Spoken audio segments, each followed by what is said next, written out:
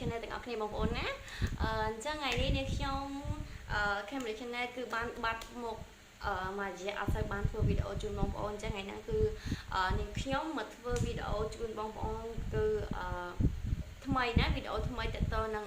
ការព្យាបាលមុនណាអញ្ចឹងមួយរយៈហ្នឹងគឺដោយសារពាក់ម៉ាស់ញឹកញាប់ពេកគឺមុខរៀងឡើងមុនដែរអញ្ចឹងគឺក៏ធ្វើម៉ាស់បិទមុខហើយក៏ធ្វើវីដេអូជូនបងប្អូនតែម្ដងអញ្ចឹងចឹងតាមដានជាមួយនឹងខ្ញុំទាំងអស់គ្នាថាមានអ្វីប្លែកទាំងអស់គ្នាថ្ងៃហ្នឹងណាចាអូខេអញ្ចឹងមកតាមដានជាមួយនឹងខ្ញុំទាំងអស់គ្នានេះសម្ភារៈរបស់អ្នកខ្ញុំមានដូចជាចានស្លាបព្រាក្រូចឆ្មាពងទាបើសិនជាបងប្អូនមានពងមាន់ណាល្អបងពងមាន់ខ្មែររបស់យើងណាអត់ទៅល្អពងមាន់ដែលចិញ្ចឹមខ្លួនឯងអញ្ចឹងហើយបន្តមកទៀតគឺនេះខ្ញុំប្រើមួយទឹកដោះគោឆៅអញ្ចឹងអ្វីដំបូងនេះខ្ញុំត្រូវធ្វើមុនគេនោះគឺគូពងទាអញ្ចឹងពងទាគឺខ្ញុំយកតែផ្នែកសទេបងប្អូនណានេះគឺជួយឲ្យស្បែកមុខយើងសរៀងសដែរទាំងណៃហើយនឹងបាត់មុនជាពិសេសគឺស្បែកមុខទាំងឡងតែម្ដងអញ្ចឹងយើងគោះពងទាយើងយកផ្នែកសតែយើងអត់យកផ្នែកក្រហមទេណាពងទាមួយគ្រាប់ផ្នែកក្រហមយើងអាចទុកសម្រាប់បិទមុខសម្រាប់នេះអត់មានមុននេះដោយសារខ្ញុំធ្វើនេះដោយសាររៀងឡើងមុនមុខ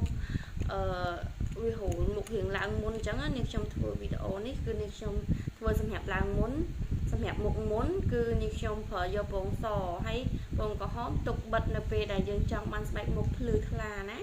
ភ្លឺថ្លាហើយទាំងម៉ែគឺយើងទុកនៅនេះទុកប្រើចាអញ្ចឹង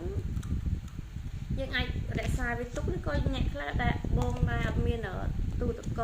ករក្សាទុកបងប្អូនអាចទុកវាឬក៏យកទៅក្លុកជៀនញ៉ាំក៏បានដែរអូខេបន្តមកទៀតនេះខ្ញុំដាក់ទឹកថ្លាផ្នែកសរបស់ពងទានឹងចូលហើយគឺនេះខ្ញុំគឺយើងត្រូវកូរវាសិនណាកូរវារៀងឲ្យវារៀងឡើងតិចទៅណាហ្នឹងហើយនេះកូរសាច់វារៀងបាយតិចទៅបន្ទាប់ពីយើងកូរវារៀងឡើងតិចយើងយកបាច់ក្រូចឆ្មាជាមួយមួយចំណិតណាបើសិនជាបងប្អូនដែលមានស្បែកមុខស្ដើងណាស្ដើងខ្លាំងដុំដាក់ដល់មួយចំណិតដាក់ទៅបន្តិចមួយចំណិតហ្នឹងយើងដាក់ទៅប្រហែលលឹបតំណក់អីទៅបានហើយសម្រាប់ស្បែកមុខនាងខ្ញុំវារៀងស្ដើងដែរអញ្ចឹងនាងខ្ញុំអត់ដល់មួយចំណិតហ្នឹងទេខ្ញុំច្បាច់វាដាក់ចូលមួយចុងស្លាបព្រាណាមួយចុងស្លាបព្រាបាយណាខ្ញុំអត់ដាក់ដល់មួយចំណិតទេគឺខ្ញុំទុកណា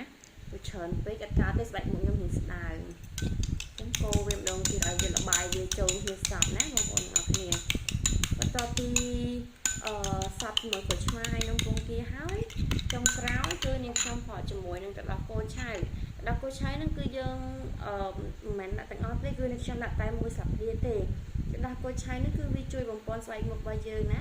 ចូលទៅក៏ជួយឲ្យផ្នែកមុខស្បែកមុខរបស់យើងរៀង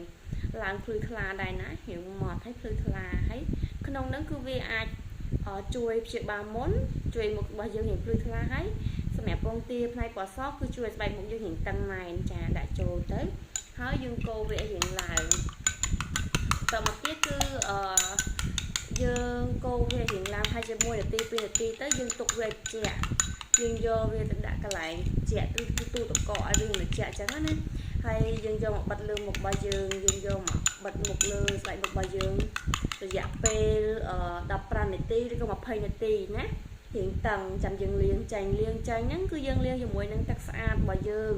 លាងជាមួយទឹកស្អាតហើយយើងជូតចេញដោយកសែងឬក៏កសែងស្អាតរបស់យើងហ្នឹងយើងជូតស្អាតហើយបងប្អូនអាចប្រើប្រភេទលេខលាបមុខរបស់បងប្អូនបានជាធម្មតាហើយសម្រាប់នេះគឺខ្ញុំសូមណែនាំបងប្អូនឲ្យ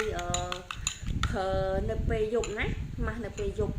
បំផុតពេលដែលមេឃត្រជាក់យើងកុំធ្វើនៅពេលមេឃក្តៅខ្លាំងពេលថ្ងៃគឺអត់ល្អទេវាក្តៅខ្លាំងពេកហើយពេលព្រឹកក៏និយាយទៅពេលព្រឹកហើយនិងពេលថ្ងៃយើងកុំធ្វើណាធ្វើនៅពេលយប់ល្អបំផុតប តែបើសិនជាបងប្អូនអត់មានពេលយប់រវល់ដែរបងប្អូនអាចធ្វើពេលព្រឹកបានអត់អីទេប៉ុន្តែកុំឲ្យដល់ពេលថ្ងៃណាព្រឹកព្រលឹមឡើងអាចធ្វើបាន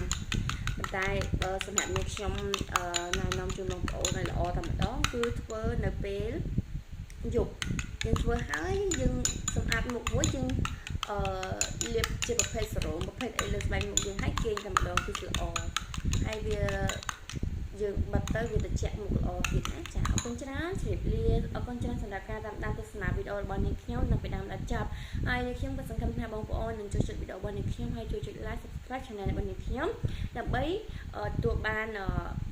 ព័ត៌មានថ្មីឬក៏តាក់ទងនឹងការថែទាំស្បែកមុខបន្ថែមទៀតចាអរគុណច្រើនជម្រាបលា